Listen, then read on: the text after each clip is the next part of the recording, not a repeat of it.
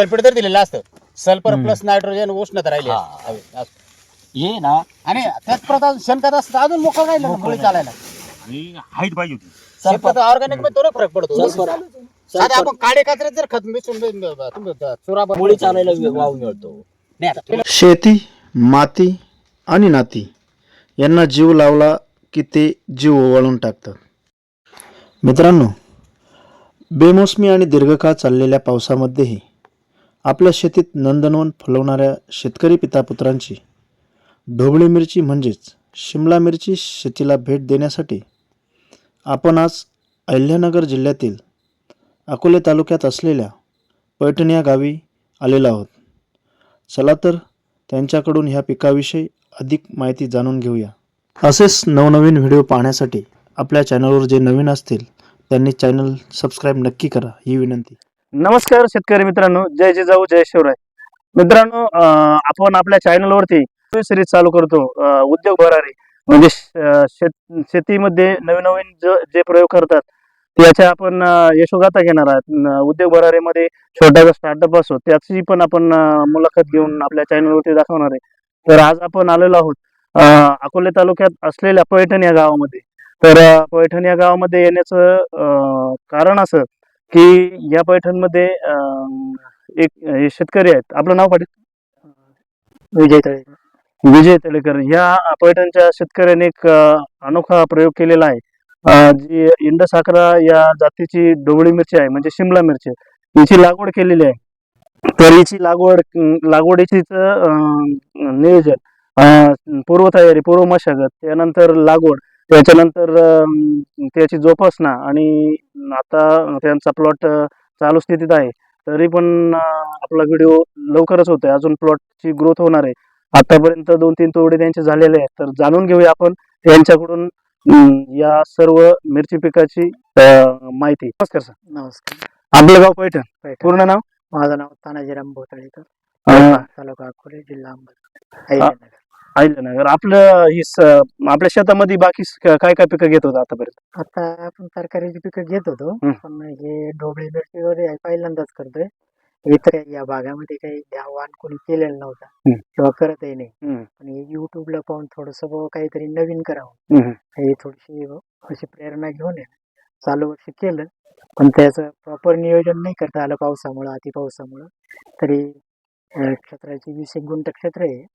याची उभी आडवट नांगरट करून रोटावेटर मारून बेड वगैरे टाकून, बेड थोडेसे उंचीला आहे का कमी राहील आणि 7,000 काडी त्याच्यावरती आम्ही बसवलेली आहे.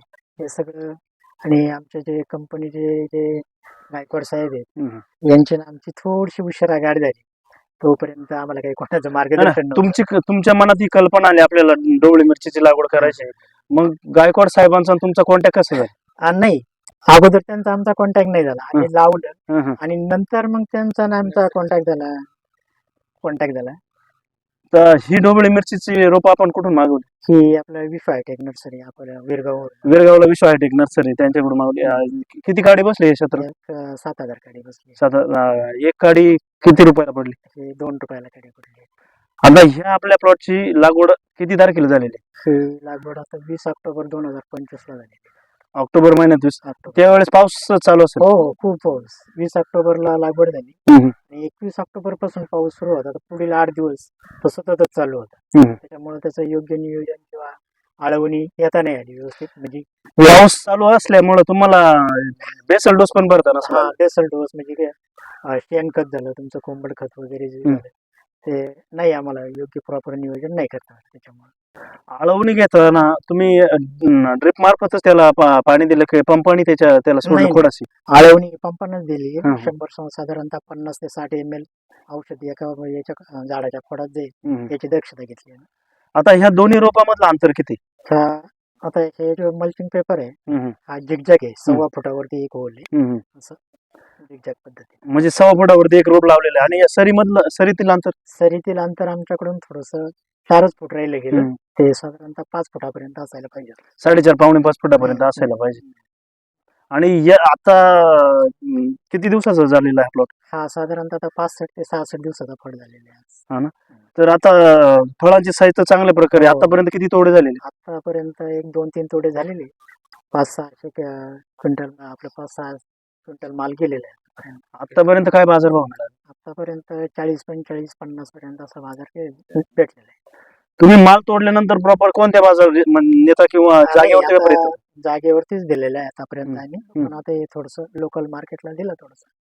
पण आता याचं जरा यील्ड वाढल्याच्या नंतर आम्ही पुणे किंवा मुंबईला पाठवण्याची व्यवस्था करणार आहोत. तुम्हाला लास्ट पर्यंत ह्या पिकामधून किती तोड्याची अपेक्षा आहे? आता साधारणतः याचा आहे ना एक 8 दिवसानंतर तोडा येतो. हम्म. तर इथून पुढे अजून एक मला तर काही अजून नीटनेटकं सांगता नाही यायचं, पण हम्म. 10-12 तोडे अपेक्षित आहेत. हम्म. आपल्या सोबत आपल्या कंपनीचे इंडस कंपनीचे गायकवाड साहेब उपस्थित आहेत. कदाचित ते याबद्दल जास्त माहिती देतील. साहेब नमस्कार. नमस्कार. मी विनोद गायकवाड, सेल्स ऑफिसर म्हणून काम करतो संगमनेर अकोले एरियामध्ये. तर आज आपण आलेलो आहे पैठण या गावामध्ये. तर विजय तळेकर यांच्या शेतावर आल्यानंतर त्यावेळेस तर खूप पाऊसच चालू होता, पण शेतकऱ्याची पण पराकाष्ठा, आमचे पण प्रयत्न, शेवटी त्या प्रयत्नांना यश आलं आणि आज त्यांची 3 ते 4 तोडे झालेले. 22 ते 20 गुंठ्यामध्ये त्यांनी 6 ते 7 हजार गाडी लावलेली आणि त्याच्यामध्ये 6 ते 7 हजार गाडी लावलेली आहे. त्याच्यातून त्यांचे आता 3 ते 4 तोडे झालेले.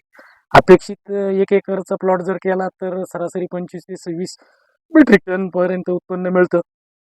पण आतापर्यंत त्यांचे 3 तोडे झालेले. अजून 12 ते 15 तोडे व्हायला काहीच हरकत नाही. पण इथून पुढं वातावरण आणि कंपनीचं मॅनेजमेंट, फर्टिलायझर मॅनेजमेंट ह्याचं व्यवस्थित व्यवस्थापन जर केलं तर निश्चितच त्यांना चांगला फायदा होईल. आणि आमचे प्रयत्न हेच राहतील का त्यांचा प्लॉट जादा दिवस त्यांना उत्पादन त्यांचं कसं वाढेल, तर त्याविषयी आम्ही 100% प्रयत्न करू. धन्यवाद. आणि सर मला एक सांगा, हिला इंडसाखर आणि बेळगाव पोपटी म्हणून पण ओळखलं जातं. या व्हरायटीचं वैशिष्ट्य असं आहे का ही ओपनची व्हरायटी, पण काही लोक पॉलिहाऊस नेटमध्ये पण करतात. त्यानंतर हिला बेळगाव पोपटी म्हणजे हा गावठी सेगमेंट जो म्हटला जातो, याचा स्नेल एकदम असा मस्त प्युअरिटी जी म्हणतो आपण तो असतो.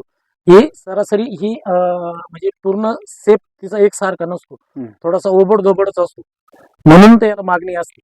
आणि सरासरी आपण आजच्या फॅमिलीच्या विचार जर केला, डिवाइड झालेली फॅमिली, डिवाइड झालेली फॅमिलीचा विचार जर केला तर एक पावशेर अर्धा किलो जरी नेली मिरची, एक भाजी 100% त्या कुटुंबाला सफिशियंट होते. म्हणजे असा हा सेगमेंट आहे. त्याचा प्रत्यक्ष तुम्ही असा स्नेल जरी घेतला, हातात जरी घेतली, तर खूप दूरपर्यंत त्याचा वास पण येतो. आणि याला फक्त कंट्रोल ठेवायचं कारण एक आहे या व्हरायटीला का थ्रिप्स कंट्रोल ठेवा, फर्टिलायझर मॅनेजमेंट चांगलं ठेवा आणि ॲव्हरेज उत्पन्न चांगलं मिळतं. आज मार्केट रेशो जरी काढला कमीत कमी 40 ते 50 रुपये सध्या स्थिती, कधी कधी हाय रेट पण होतात. आणि जादा दिवस चालल्यामुळे मार्केट अप डाऊन चालूच राहतं. पण म्हणजे तोटा होण्याचे याच्यामध्ये चान्सेस खूपच कमी आहे. 100% याच्यामध्ये शेतकऱ्याला फायदा होतो. आणि शेतकऱ्यांनी तेवढं प्रॉपर नियोजन, प्रॉपर पाण्याचं नियोजन, व्यवस्थापन, फर्टिलायझर मॅनेजमेंट आणि स्प्रे शेड्यूल हे जर व्यवस्थित केलं तर 100% त्यांना यश हे मिळतंच. आता ही आपली व्हरायटी आहे, तर ही 12 महिने लागवड केली तरी चालते. मेजर जून पासून हिची लागवड केली जाते मेजर सरासरी. पण काही शेतकऱ्यांनी प्रॅक्टिस, आता यांनी 20 ऑक्टोबरला लागवड केली. आता 20 ऑक्टोबरला आपल्या ऑक्टोबर महिन्यामध्ये हिटच असते. पण ह्या वर्षी सगळं निसर्गानं कोलॅप्स केलेलं, वातावरणात कोलॅप्स झालेलं होतं.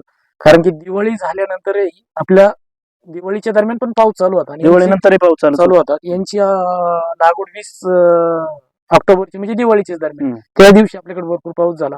त्यांच्या प्रयत्नांना यश आलं आणि त्यांचा आज प्लॉट चालू स्थितीमध्ये आहे आणि प्लॉटची कंडिशन एकदम चांगली आहे. आणि त्यांचं चिरंजीव विजय तळेकर हे सर आहेत, त्यांचं मॅनेजमेंट, त्यांच्या मुलाचे कष्ट आणि थोडंफार आम्हाला विचारलेलं नंतर आमच्याकडून झालेलं गायडन्स आणि आमच्या माध्यमातून आम्ही फर्टिलायझर मॅनेजमेंट कंपनीकडून घेतलेलं गायडन्स, या धर्तीवर आम्ही हा प्लॉट उभा केलेला आहे. शेतकऱ्यांनी निश्चित याचा प्लॉट बघायचा असेल तर इथं यावं, प्लॉट बघावं. ओपनवर आहे, पॉलिहाऊस नेटचा खर्च करण्याची काही आवश्यकता नाहीये आणि 15 जानेवारी 15 फेब्रुवारी पर्यंत पण शेतकऱ्यांनी लागवड केलेली आहे. कडक उन्हाच्या अगोदर झाडं जर होऊन गेले तर ओपन क्षेत्रातही ढोबळी मिरची शक्य आहे. निश्चितच शक्य आहे. तर त्याला थोडेसे टेम्परेचरचा विचार जर केला तर आपल्याकडे उन्हाळ्यामध्ये टेम्परेचर 35च्या पुढं जात असतं. त्याच्यामुळे थ्रिप्स, माकडा रोग येण्याची जास्त चान्सेस असतात आणि मग ते कंट्रोल जर नाही झाले तर पुढे व्हायरस ढकलला जातो आणि मग शेतकरी नाराज होतो. मग ॲव्हरेज कमी निघालं, उत्पादन कमी निघालं, मग शेतकऱ्याचा तोटा होतो. जर प्रॉपर मॅनेजमेंट चांगलं फर्टिलायझर मॅनेजमेंट स्प्रेचं शेड्यूल जर चांगलं जर घेतलं तर निश्चितच फायदा होतो. हे तुमच्या वडिलांनी युट्यूब वरती बघून हे फायनल केलं. तर मला एक सांगा की तुम्ही शेतात कायमस्वरूपी असे नवीन प्रयोग करता? डोबळीचा पहिल्यांदाच प्रयोग केलेला आहे, सक्सेस झालेला आहे. माझ्या वडिलांनी मला भरपूर मार्गदर्शन केलं. ते स्वतः एक शिक्षक आहेत, प्रगतशील शेतकरी पण आहेत. त्यांनी मला मार्गदर्शन केल्यामुळे मी आपला पर्यंत म्हणजे वडील शिक्षकी पेशात असून ते तरीही तुमच्या पाठीचे खंबीर उभे आहेत आणि तुमचं शेतीचं नियोजन. विजयराव, मला एक सांगा की प्रत्येक तरुण हा नोकरीच्या धंद्याच्या मागे पळतोय आणि नोकरीच्या धंद्याच्या मागे पळून आता जो कोरोनाचा काळ गेला त्यावेळेस शेतीचं महत्व त्या काळात आपल्याला सगळ्यांनाच पटलेलं आहे. पण मला एक सांगा की प्रत्येक जण नोकरीच्या मागे पळतोय, तर मग तुम्ही मागच्या वर्षी म्हणतात कलिंगड केलंय, या वर्षी नवीन हा प्रयोग केलाय, आतापर्यंत 3 तोड्यामध्ये तुम्हाला चांगलं उत्पन्नही मिळालंय आणि इथून पुढे जर हाच बाजारभाव टिकला तर चांगलंच उत्पन्न मिळत. तर या तुमच्या प्रयोगातून तुम्ही नवीन जो तरुण शेतकरी आहे जो शेती सोडून बाहेर पळतोय यांच्यासाठी काय संदेश द्या? त्यांना मी एवढंच सांगेन की नोकरीच्या शोधात लागण्यापेक्षा शेतीत नवनवीन प्रयोग करीत राहिलं पाहिजे. जसं की मी 2-3 वर्षापूर्वी कलिंगड लावलं, कलिंगडातही मला भरपूर फायदा झाला. यावेळेस मी आता शिमला लावली, शिमलातही मला उत्पन्न चांगलं भेटतंय. तर तरुण मुलांना एवढंच सांगेल की नोकरीच्या शोधात जाण्यापेक्षा आपल्या शेतात कष्ट केले तर व्यवस्थित भरपूर उत्पन्न मिळू शकते. योग्य प्रकारे नियोजन केलं शेतीमध्ये, नोकरीच्या पाठीमागे न लागता असे शेतीमध्ये नवनवीन प्रयोग केले, जरा आधुनिकतेची कास धरली तर निश्चित बाजारपेठांचा जर अभ्यास केला योग्य तर व्यवस्थित योग्य वेळी योग्य पिकं घेतली तर शेती परत धंदा हा तोट्यात नाही आहे, फायद्याचाच आहे. आणि विशेष म्हणजे शेतीमध्ये आहे ना अडाणी लोकांपेक्षा सुशिक्षित लोक येणं खूप गरजेचं आहे. हाच माझा आजचा आहे ना आजच्या तरुण पिढीला संदेश आहे. आता ह्या ढोबळीच्या मिरचीची झाडांची हाईट छोटी, तर याच्यानंतर हाईट वाढल्यानंतर आपल्याला याला आधाराची गरज आहे. निश्चितच. जर आता हे जर पाहिलं आता यांचा 4था तोडा येईल, हा तोडा जर केल्यानंतर ती फर्टिलायझरची जी ताकद आहे ती पानात फुलात वाढ होऊन झाडाची हाईट तयार होते. हाईट तयार झाल्यानंतर ब्रँचेस चांगले लागतात आणि मग त्या टायमाला झाड कुठंतरी एका बाजूला कलण्याची शक्यता असते. मग जर आपण थोडासा एक नॉमिनल आधार जर दिला, पूर्ण 100% तार काठी टोमॅटोला करते अशी नाही करायची गरज. एक मध्ये एक बांबू दोन्ही साईडला हा आपण झेंडू टाईप जरी करतो तसं जरी आधार जर दिला, झाड त्यात दोरीमध्ये गुंतवून जरी दिलं तर निश्चितच फायदा होतो. तळेकर पाटील, तुम्ही आम्हाला तुमचा अनमोल वेळ दिला आणि तुमचा प्लॉट बघायला पण आम्हाला बोलवलं, त्याबद्दल आम्ही तुमचे आभारी आहोत. धन्यवाद.